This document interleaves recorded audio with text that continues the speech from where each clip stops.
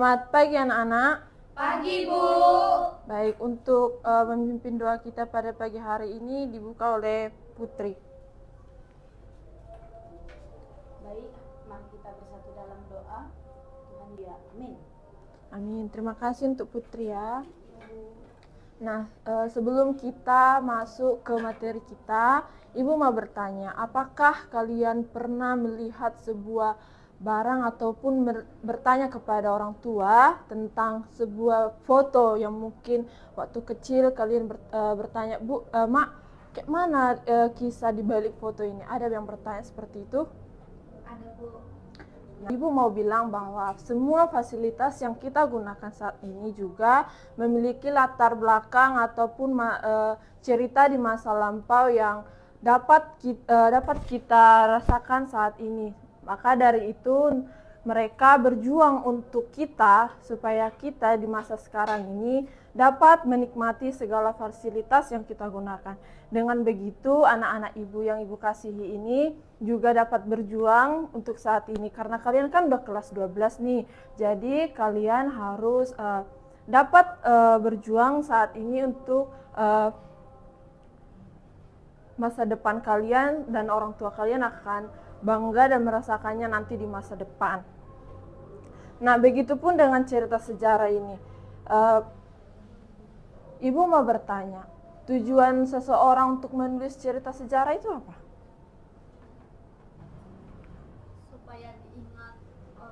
Supaya bisa diceritakan oleh orang lain.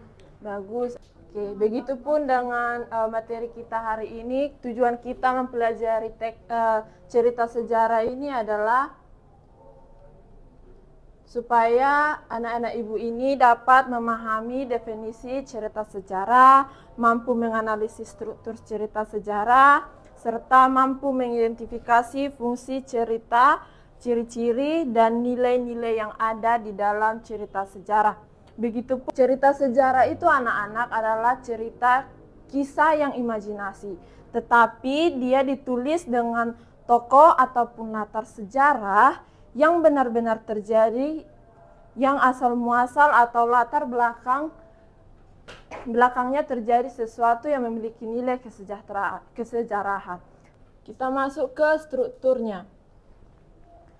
Struktur ini ada 6. Yang pertama itu adalah pengenalan situasi cerita atau biasanya dikatakan orientasi. Di orientasi ini anak-anak itu diceritakan pertama kali adalah pengenalan latarnya, seperti latar waktu maupun tempatnya bagaimana, dan tokoh-tokohnya. Yang kedua adalah pengungkapan peristiwa. Nah, di pengungkapan peristiwa itu adalah awal mula dari kisahnya, kisah sejarah itu. Kita masuk ke ciri-cirinya. Kalau ciri-ciri cerita sejarah itu anak-anak, biasanya disajikan secara kronologis atau berdasarkan urutan cerita kejadian di masa lampau. Yang kedua adalah berbentuk rekon ataupun biasanya dikatakan cerita ulang. Nah, cerita ulangnya adalah seperti rekon pribadi yang memuat keterlibatan penulis dengan peristiwa secara langsung. Yang kedua adalah rekon faktual. Biasanya kejadiannya ya ilmiah ataupun menggunakan jurnal.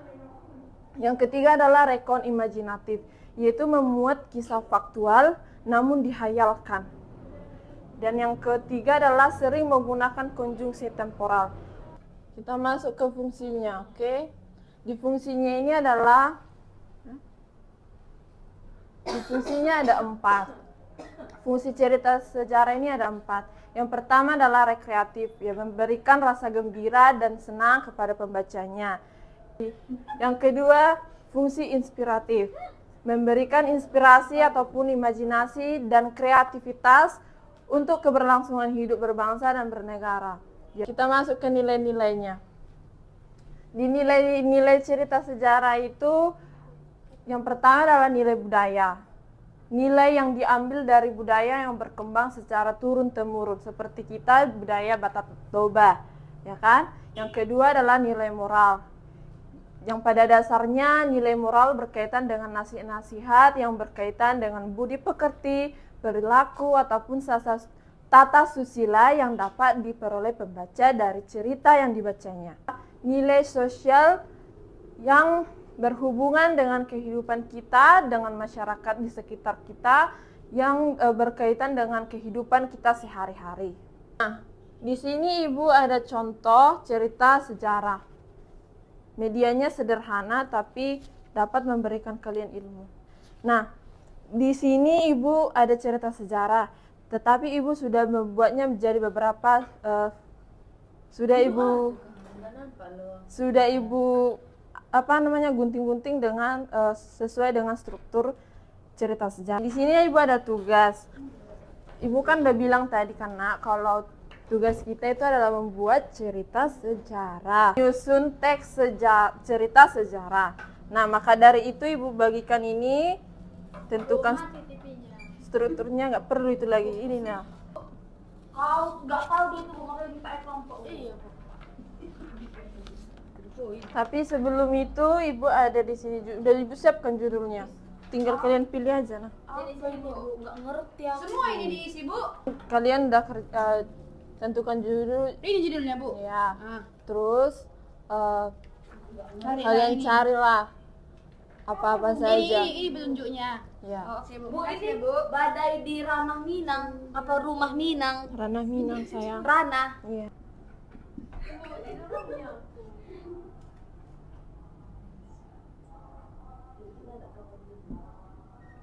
Ya mulai Hotma aja.